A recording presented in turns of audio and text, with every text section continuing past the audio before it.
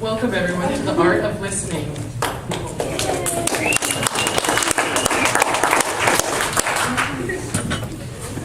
Vanna is here to help me today. She is my intruder. Awesome.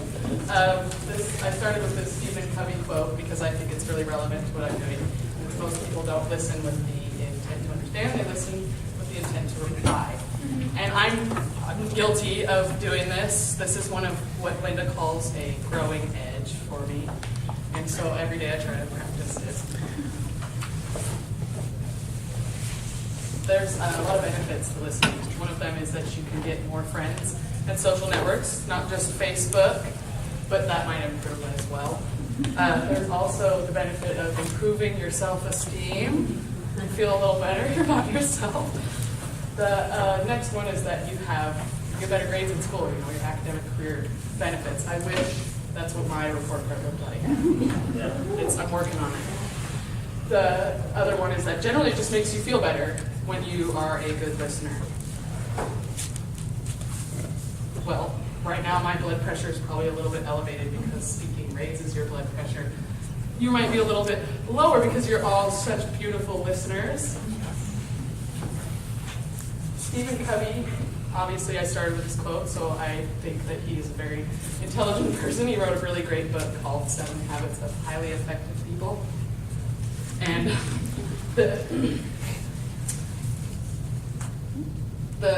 in the book, he has this thing that he calls listening autobiographically.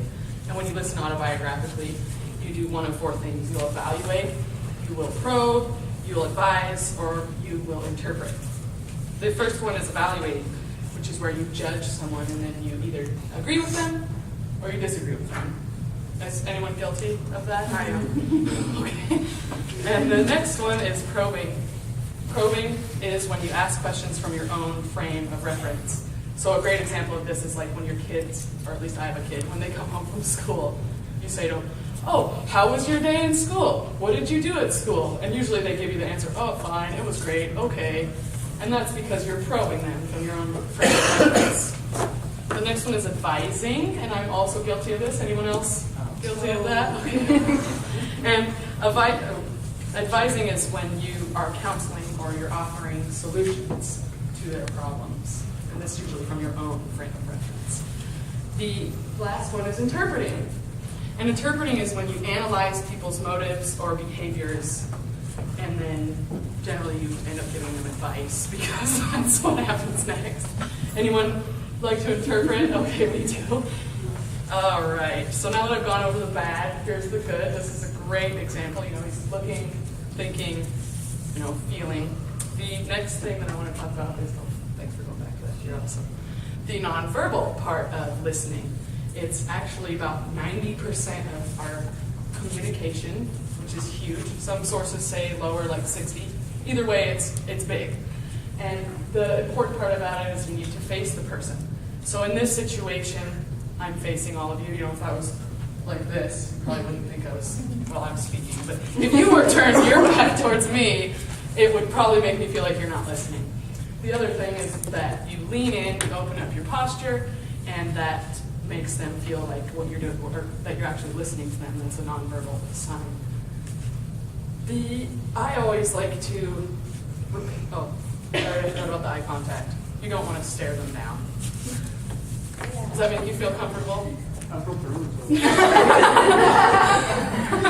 Well, normally, if you're maintaining eye contact, you're doing it within a comfortable level. So I'm not going to be staring someone down when I'm maintaining eye contact with them. So we'll keep talking about nonverbal since it's so important. I like to repeat this mantra when I am telling people, or when I'm listening, so you can tell I'm still working on this. I say concentrate, focus, relax. Our brains can usually move faster than what the person is saying. So your brain is popping up ideas, you're popping up advice, you're thinking of other things other than what they're saying. So it's important to emphasize that you need to finish listening to them before you give them advice. That's my favorite thing to give people before you respond. But you have to be patient. There's also the great don't interrupt rule. You don't want to interrupt people. That's pretty rude. I've done that before, and it doesn't make people feel listened to. I'm going to bring it back from the other things that we've learned, and that is that the power of yes. You can nod. That doesn't mean you're agreeing with them. It means yes, go on.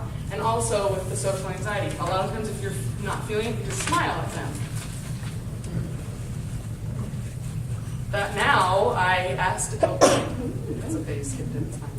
Now I need my special people that I asked for the favor to come up here. You ready? Come on up. Awesome. Thank you so much. And we're going to have them show us the nonverbal, and you're going to guess what it is. So tell me that nonverbal, Patrick.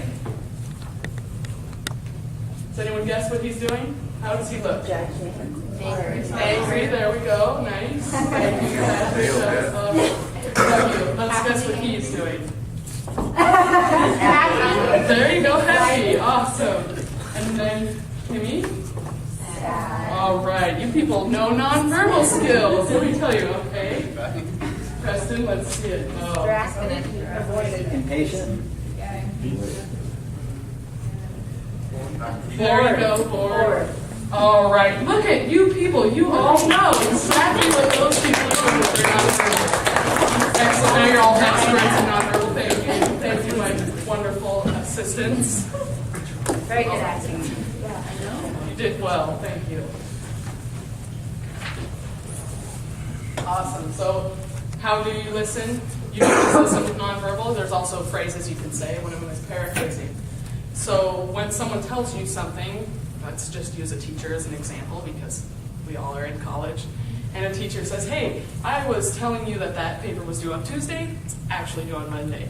So you look at your teacher and paraphrase. So what you're saying is that 5-page paper that I was thinking was due on Tuesday is actually due on Monday? Yes. Yes. Yes, it is. And then there's also, what am I hearing? Well, let me see if I understand that.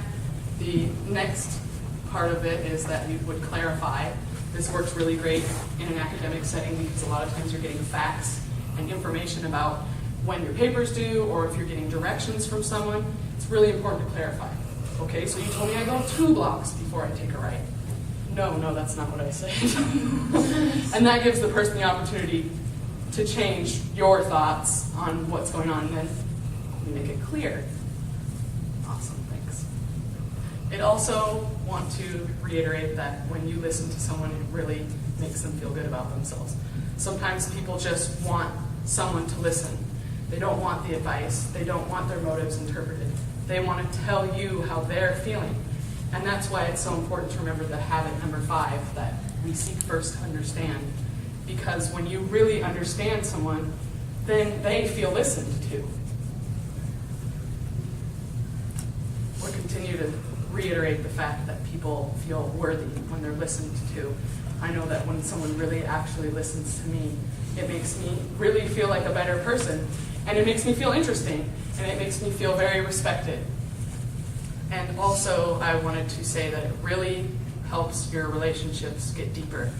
Because then, like we've said about Stephen Covey, I've said it a few times, it really feels good when someone truly understands where you're coming from.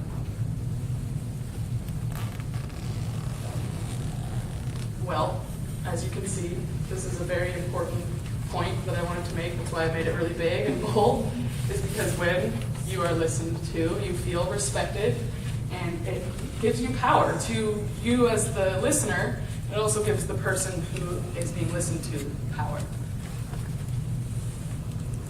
And this is probably one of the things that I really wanted to iterate, is once you spread your awesome listening skills, that you all have really good ones, I can see in this crowd. You guys are doing great listening. It encourages other people to listen. And that's more important than them coming to this meeting and seeing that. They see you living that way, and it makes them feel, like I said before, worthy. Awesome. Now that's my final note, is that knowledge speaks and wisdom listens.